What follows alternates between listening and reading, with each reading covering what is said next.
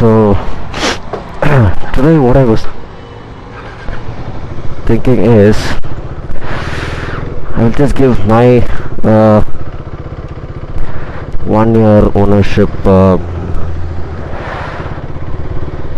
review of the 2014 Duke 390. I've done about 27,000 change, and it's been a wonderful experience. I just owned the bike for about a year and a half.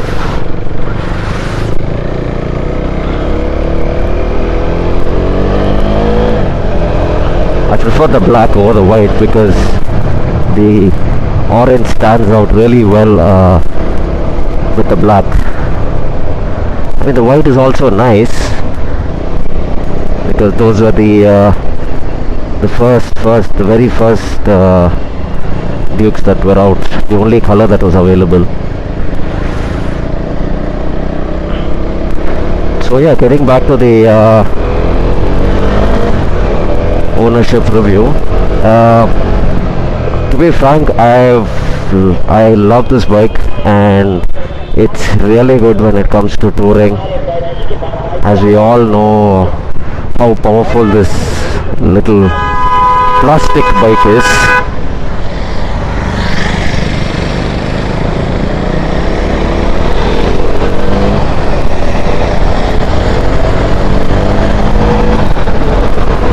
So let me tell you some of the advantages, the pros, cons, or whatever you want to call it.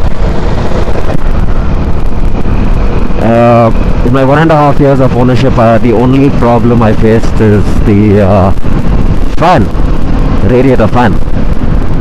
I'm sure everybody, every single 2015 or 2014 or even the initial Duke 390 owners would have faced this issue. What happened was 6 months from the day I purchased the bike, the fan failed, and I didn't know what the issue was. I was in, bumper to bumper traffic,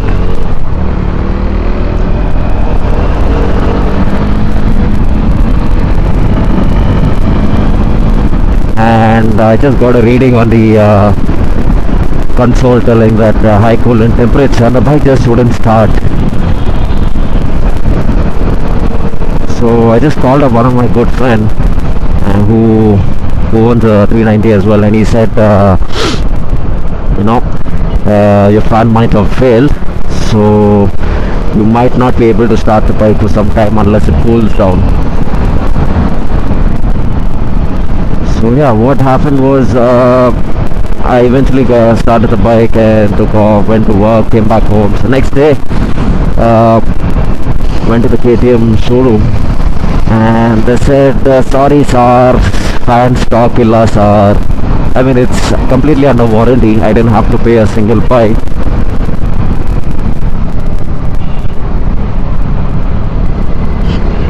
But I hunted on every damn single showroom, and I was unsuccessful. But what happened in the end,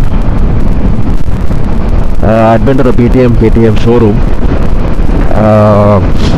and I spoke to one of the mechanics who was really friendly. I told him, see dude, I need to go for a ride, I'm leaving home, I'm going to my hometown, I need the bike badly. So what he did was, they did not have stock of the old fan. They only had stock of the new fan. The new fan is not compatible for the older bikes. I'll tell you why later. So he gave me the fan, and he didn't give me the fan. He took a brand new fan from another bike, a 2015 Duke, and he passed it on to me, and he did all that free of charge. Really nice chap. And yeah, so that was about the fan story. And yeah, the second time after that was while No man. While coming back from a ride, it was bloody cold in the morning, and you won't believe it. It's at high coolant temperature.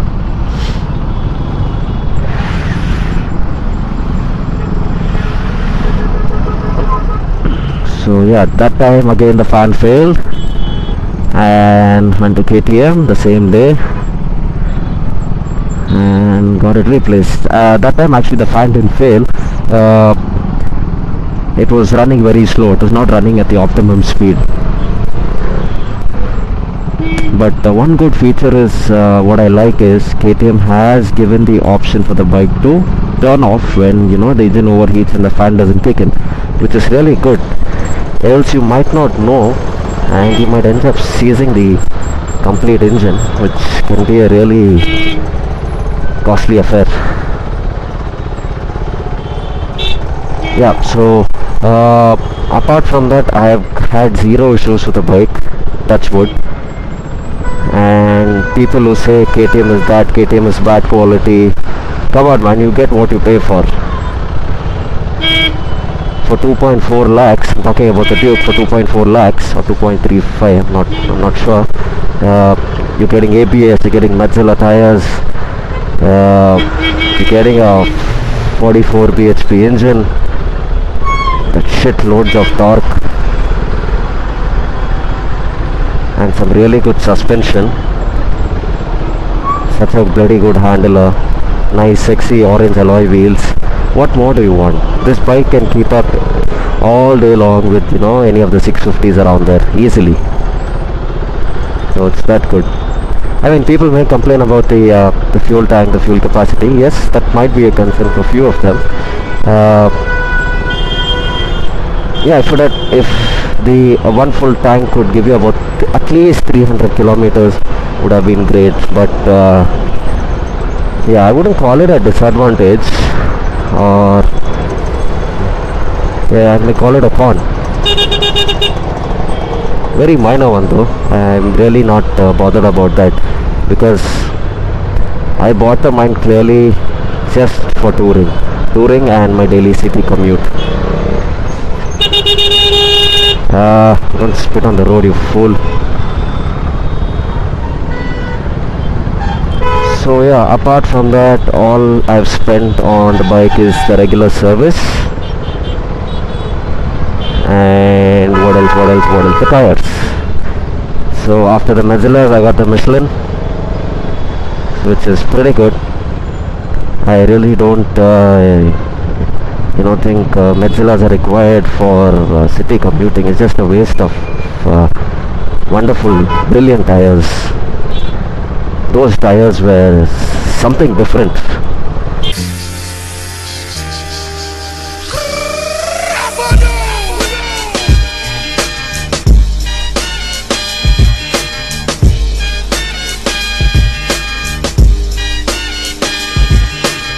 Your time is up, my time is now.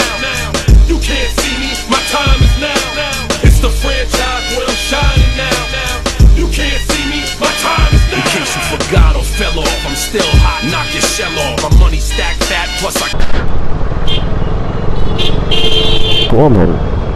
Fool. Fuck you too. You're there on the camera. Fuck you. Go fuck yourself. Man, shot. Turn the swell off, the franchise doing big business. I live this, it's automatic. I win this, so you hear those horns, you finish. A soul.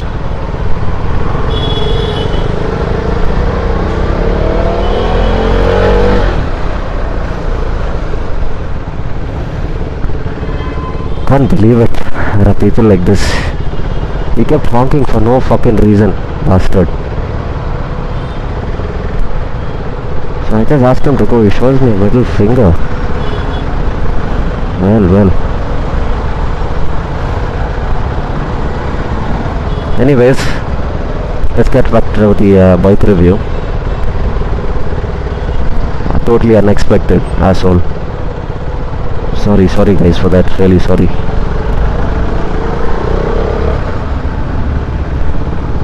So yeah, apart from that, just my normal service. KTM tells you can service change the engine oil every 7,500 kilometers, which is utter bullshit. You're gonna change the engine oil every 7,500 kilometers, you might have to get an engine replacement inside 40-50,000, because this engine really needs to be, I mean, the oil, you will require an oil change every at least 4,000 at least. If you're doing only track days with the bike, then maybe 2,500 or 3,000, because this thing heats up a lot and it requires really good quality oil. KTM recommends 7100 Motul, of course, but I prefer the Motul 300V just for the extra few $100. This oil is just phenomenal. It makes the bike so much smoother. I've just got a nice cute little windscreen which you can see here, which definitely doesn't ruin the looks of the bike. I mean, I've seen people getting this huge bloody windscreens. I don't know why do they even buy a naked bike and put a windscreen? Get a car, man. You buy a naked bike, I mean, that's common sense, right? You buy a naked bike, there's always gonna be good wind blast, and this being such a powerful bike, you will definitely have wind blasts. So yeah, I just went for the small Yamaha SZ windscreen. It's costed me about some $110 or something. You get a smoked one and a clear one. The smoked one is about 90 or $100. Sorry, the clear one is about 90 or $100, and the smoked one is about 110, 115 maybe. And yeah, it's a direct fit. Yeah, I didn't have to drill any holes onto the visor or the stop holder, and you can also fit the number plate as well, so stock, but I don't like the number plate there.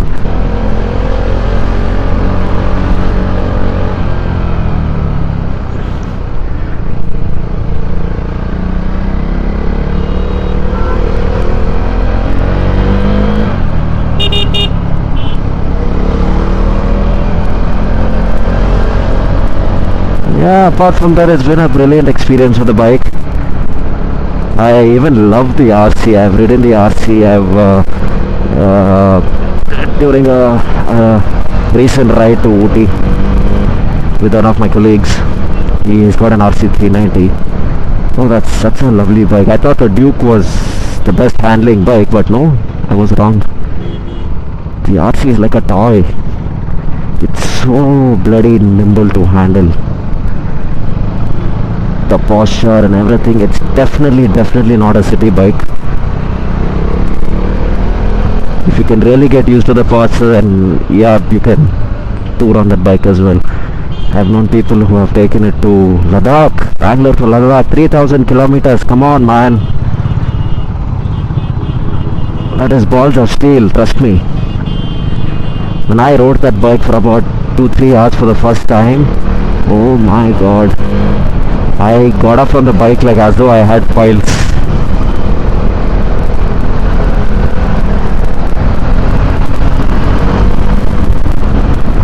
But that's one amazing handler. If you're a beginner and you want to learn track riding, that is the bike you have to be looking at.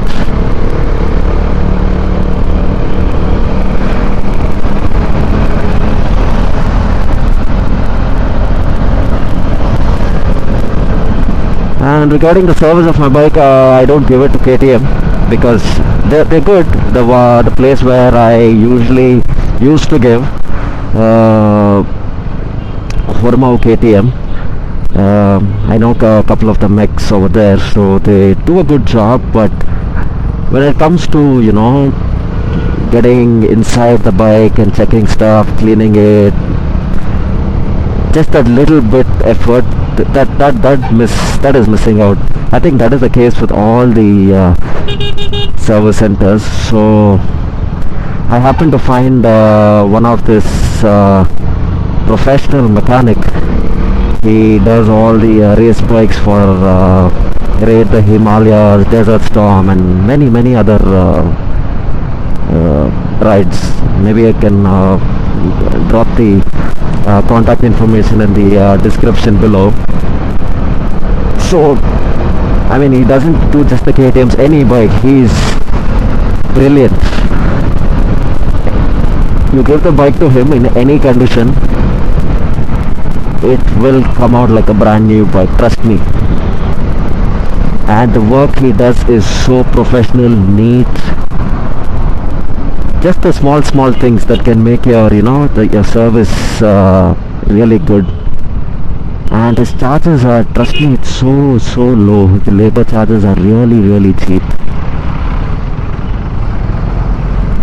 They get to know because your job card, just your service coupons are still there, and they don't have it in the record, which means the warranty is gone, which I was totally fine with, because I was damn sure that my mechanic whom I give it to does a good job, and there wouldn't be any problems. I had no issues at all. I mean, the last time he serviced the bike was about 5,000-6,000 kilometers back, and after that I have done one long ride and the normal weekend rides plus daily city commuting, and until till now I've just tightened the chain once and changed the plugs, the spark plug. That's about it. And I don't feel like the bike needs a service at all, apart from an oil change. So yeah, the KTM Duke 390 is definitely not hard on your pockets.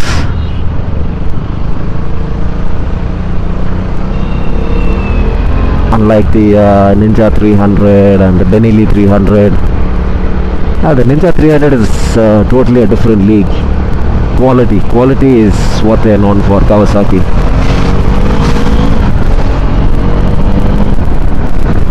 But I think it is priced a little too high for a 300cc.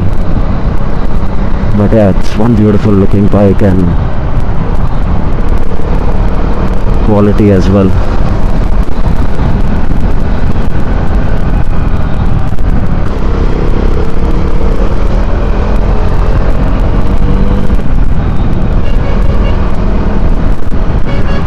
But yeah, so that's about the ownership review of the 2015 Duke 390. So like I said, I will add in my mechanic's number in the description below. So any of you watching this from Bangalore, KTM guys, or any other bike, you want to give your bike a nice service, that's the place you got to look out for. Oh lady, you don't do this on the road, lady.